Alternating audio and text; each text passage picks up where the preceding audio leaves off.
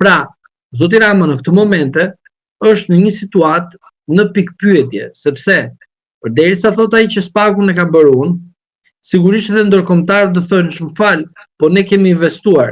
Tani kush pyetet më shumë, ai që krijoi apo ai që investoi në një jetë kapitaliste? Dihet. Pra, zoti Rama në këto momente që jemi është në një situatë kur ato të fjalit të cilët ka thënë dikur duke lavdruar Spakut, duhet të fillojë dhe të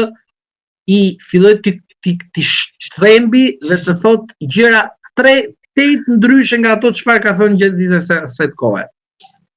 Pra, zoti Rama në këto momente që jemi do përpiqet të thot që unë nuk ngacmoj Spakut, pra në sy të publikut do thot unë Spaku nuk e ngacmoj, ka detyrën e vet, dhe në sy të publikut vazhdimisht do thot, në intervistat të cilët ai do dali, patjetër do të dali të japi, edhe aty ai atë gjë do thot. Pra, opinioni publik do mendoj si kur Rama nuk po prek Spakun, por Rama do ta prek Spakun, sepse pikrisht komisioni Xhafa dhe ministri i drejtësisë, vetëm ministri nuk është ai, po gjithsesi, ekzekutori i porosive të Ramës, do të veprojë duke ngacmuar reformën në drejtësi dhe Spakun. Pra, Rama në këto momente don të bëj një veprim duke treguar që unë nuk i kam të kontrolluar, sepse mua mi kanë marrë të tjerët në sy të publikut. Por e vërtet është krejt ndryshe. Ai e ka kontrollin, por ai çfarë nuk mundet do të përfitojë apo të ndërhyjë. Influenca e të huajve në këto dikastere të rëndësishëm të drejtësisë. Dhe influenca që Rama ka pasur më përpara është konsumuar. Pse? Se ambasadorët 3 vite rrin këtu, ikin, përsa Rama ka qëndruar. Pra do të thotë që ai në rast se dyshohet për ndikim të palishëm, kam problem se s'kam prej flokët, dhe në rast se dyshohet për ndikim të palishëm, sigurisht do thotë që Rama nuk ka më linjën si e kishte më përpara. Pra, t'jap një shembull të. Në rast se ti del dhe fillon edhe flet për disa komunitete duke mohuar të drejta, të del ky ambasadori evropian dhe të thotë, kush jeni ju? Në rast se Rama shkon edhe bën një ndryshim në një nen të posaçëm, këta nuk dalin të reagojnë. Më fal, po në të dyja raste nuk është shkel kushtetuta, sepse ti në kushtetutë mbron minoritetet. Çfarë do lloj pra orientimi të kemë? Po në rastin e ligjit në drejtësi, ti nuk e shkel prap kushtetutën, se bazohet mbi kushtetutë dhe ndryshimet ligjore. Pra, duke ditur ti që më përpara ka bërë namin, e kupton? Tani vjen momenti që këto janë përplasur me njëra tjetrën. Pra, kanë pësuar përplasje, goditje, dhe nga përplasjet që kanë pasur, tani këta janë në aktivizimin, pra në riaktivizimin që ne duhet të bëjmë atë manual që ka bërë kolegu i më parshëm, apo jo. Dhe prandaj them që situata që zoti Rama është në këto momente nuk është në favorin e tij, por kjo nuk mund të bëhet kur se si në favorin e tij. Sepse në rastin konkret, ti ke 2 ngjarje që po zhvillohen.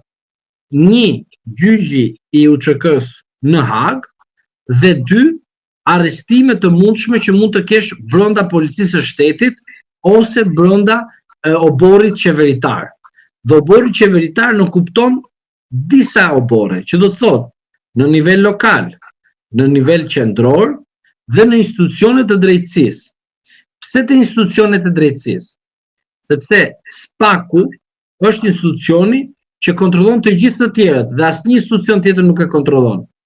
Ndërsa tani do shpiket alibia që Spaku duhet të kontrollohet, sepse ne ku e dim që një prokuror nuk është i shitur te serbët, tek kinezët apo tek rusët?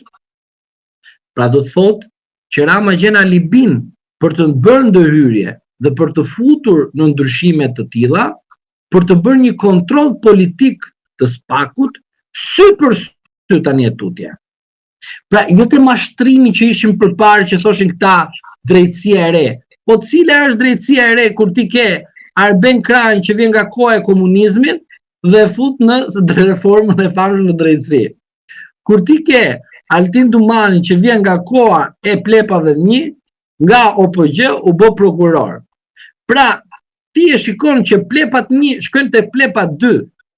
Dhe ti si mundesh të mendosh që reforma në drejtësi është kaq shumë e pavarur, kur ty gjykatësi i gjykatës kushtetuese dhe gjykatës së lartë ka lidhje familjare me antar dhe deputet Partisë Socialiste.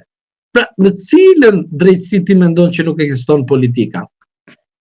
Prandaj, duke thënë të vërtetën, reforma në drejtësi dështoi, jo sepse nisi keq, po sepse gjatë kohës dhe gjatë lëvizjes së fuqisë absolute të Ramës, vim në momentin ku personi nuk është më koherent me veten, as me aktualitetin, për shkak se u gëzua ku arrestua Sali Berisha, u gëzua ku arrestua Ilir Meta, u tepër u gëzuar ku arrestuar Jon Veliaj, dhe tani kur është momenti të tregoj që jemi republik parlamentare, shpik artifica të tilla parlamentare për të treguar që nuk kemi republik prokurorësh, po republik parlamentare. Prandaj u them juve që shikoni se si është loja e Edi Ramës, qytetarët shqiptar të mendojnë që drejtësia triumfon, drejtësia ndëshkon Sali Berishën,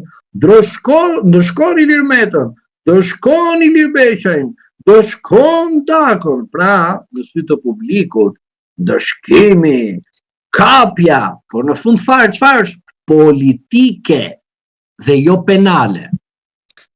Avokat, unë të falenderoj shumë për bisedën dhe çështjet që trajtuam.